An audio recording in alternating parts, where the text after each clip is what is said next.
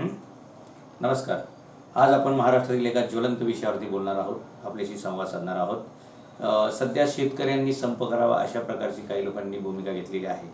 Definitely निश्चितपणे शेतकऱ्याला न्याय मिळत नाही आहे आणि शेतकऱ्याला न्याय मिळावा याच्यासाठी संपासारखं हत्यार उपसणं गरजेचं आहे. परंतु ते हत्यार उपसत असताना शेतकऱ्याच्या भाजीच्या देठाला सुद्धा तोशिष लागणार नाही याची काळजी आपल्याला घ्यावं लागेल. काही लोक जर आपल्याला असं सांगत असतील की भाज्या फेकून द्या, तसं करू नका. त्या भाज्या शेतामध्येच पुरा, त्याचं खत तरी होईल. जर तुम्हाला दूध रस्त्यावर होता असं कोण सांगत असेल तर तसं करू नका. ते दूध जिल्हा परिषदेच्या शाळा, महानगरपालिकेच्या शाळा किंवा गरीब लोकांना वाटा. तेही शक्य नसेल तर त्या दुधाचं दही लावा किंवा त्या दुधाचं पनीर बनवा. त्या दुधापासून तूप, लोणी काढण्याचा प्रयत्न करा, जेणेकरून त्या 4-5 दिवसामधल्या दुधाचा एक थेंब सुद्धा वाया जाणार नाही.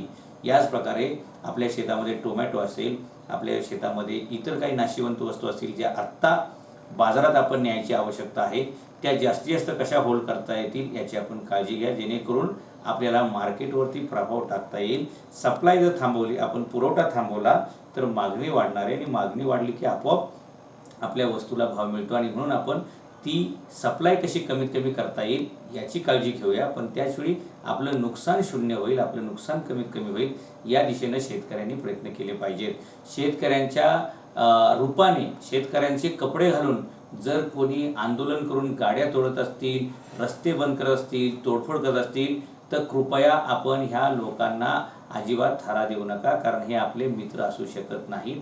आम्हाला लोकशाहीमध्ये अनेक प्रकारचे हत्यार उपसता येतात. त्याच्यामध्ये एक संप नावाचं पण हत्यार आहे आणि ज्याच्यामध्ये आपण थेट प्रभाव पाडू शकतो. कारण ज्याला पाहिजे त्याला जर ते मिळालं नाही तर त्याची प्रतिक्रिया तो सरकारकडे देतो आणि त्यानुसार सरकारला जनतेचे प्रश्न सोडवावे लागतात. त्याच्यामुळे आपण योग्य मार्गाने, विधायक मार्गाने, लोकशाही मार्गाने जे आपल्याला करायचे ते आपण नक्की करूया. संप नक्की करूया. पण तो संप यशस्वी व्हायचा असेल तर असे जे बगलबच्चे आहेत, जे तोडफोड करायला प्रवृत्त करतील किंवा अशी काही प्रकरणं घडवून आणतील की शेतकऱ्याची पुढची पिढी जेलमध्ये जाऊ शकेल, त्यांच्यावरती काही केसेस निर्माण होऊ शकतील, त्यांच्यावर गुन्हे दाखल होतील, अशा प्रकारचं कोणी जर तुम्हाला मार्गदर्शन करत असेल तर कृपया अशा आव्हानांना बळी पडू नका, अशा लोकांना उभं करू नका. आपल्या पोरांना भविष्य पाहिजे, आपल्या मालाला भविष्य पाहिजे, म्हणून आपण तशा प्रकारचं कृती करायला पाहिजे. शांततेनं व्यवस्थित प्रकारे आपल्याला हा संप हाताळता येऊ शकतो.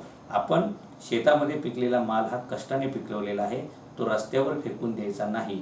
आजपर्यंत आपण टोमॅटो विकले असतील, याच्या पुढे तुम्ही टोमॅटोचा सूप विकला पाहिजे, याच्या पुढे तुम्ही टोमॅटोची पावडर करून विकली पाहिजे. याच्या अगोदर तुम्ही कोथिंबीर ओली विकत होता, ती आता ओली विकायची बंद करा, ती ड्राय करा, सोलरमध्ये सुकवा आणि त्याची पावडर करून किंवा त्याची तुकडे तुकडे करून ते आपल्याला विकता येईल. आत्तापर्यंत तुम्ही बटाटे विकू नका, ते 4 रुपये किलोने जातात. त्या बटाट्याचे वेफर करा, ते 100 रुपये किलोने जातात. त्याच्या चिप्स बनवा, त्या तुम्ही विका. त्याचे समोसे करा, त्याचे वडे बनवा. कांदा विकू नका, कांद्याची भजी करा किंवा कांद्याचे अनेक सूप्स आणि बाकीचे प्रकार बनतात, ते तुम्ही करायला पाहिजेत. डाळीसुद्धा अशा कोणाला विकू नका. एवढ्या तुरी तुम्ही उत्पादन करण्याऐवजी तुम्ही जर मिश्र शेती केली असतील, वेगवेगळ्या व्हरायटीचे प्रोडक्ट तुम्ही बनवले तर आता जगाला जगवायचा धंदा सोडून देऊया. आपण आपल्या कुटुंबाला चांगलं पोषण होईल अशा प्रकारचं काम करण्यासाठी आपण शेतामध्ये व्हरायटी पिकं घेऊया, जेणेकरून आपल्याला सुग्रास अन्न मिळू शकतं आणि शेतातला पण भाजीपाला फेकून देण्याऐवजी तुम्ही तो गुरांना घाला, किमान दूध तरी होईल आणि जी गुरं असतील त्यांना जे दूध होईल ते दूध पण त्यांच्या वासरांना चांगलं पिऊ देत. या संपाच्या निमित्तानं गाईच्या पिल्लांना म्हशीच्या पिल्लांना पण चांगलं दूध प्यायला मिळू शकतं. आपल्या घरीसुद्धा आपण बऱ्याचदा सगळा माल शेतामधला काढतो आणि शहरामध्ये विक्रीला पाठवतो. आपल्या लेकरांच्या नशिबी 2-4 लिटर दूध येऊ देत, त्यांना दूध, दही खाऊ देत, तूप, लोणी खाऊ देत आणि अशा प्रकारे आपण संपामध्ये सहभाग घेऊया. आपल्या मालाला आपणच भाव तयार करायला पाहिजे. म्हणून मी जे महाराष्ट्रभर फिरतोय तिथे लोकांना हेच सांगतोय, तुमची हक्काची शेती आहे, आता तुमचं स्वतःचं पाणी तयार करा. स्वतःचं पाणी तयार शेतात करायसाठी वड, पिंपळ, उंबर, जांभूळ अशा प्रकारची झाडं लावा आणि पूर्ण 10 एकर शेती करू नका. त्यातली 4 एकर बाजूला ठेवा, त्याच्यामध्ये बाकीचं काही होऊ देत. पण जेवढं पाणी तुम्हाला पुरवता येईल तेवढंच पाण्याची शेती करा.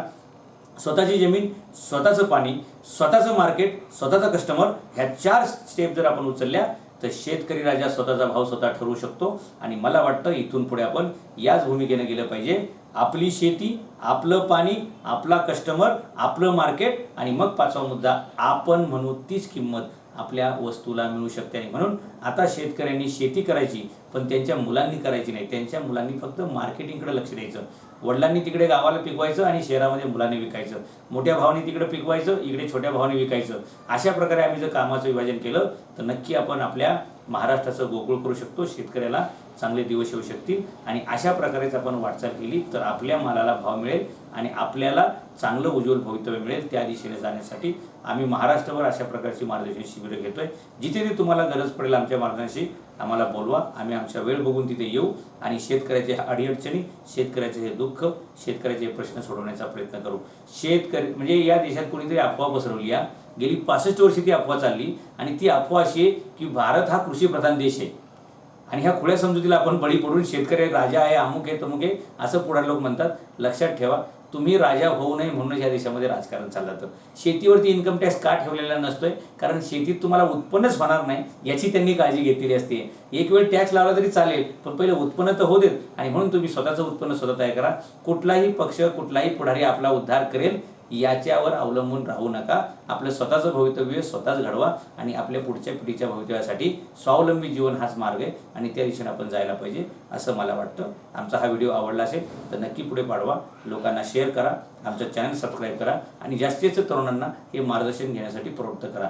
जय हिंद, जय महाराष्ट्र. धन्यवाद.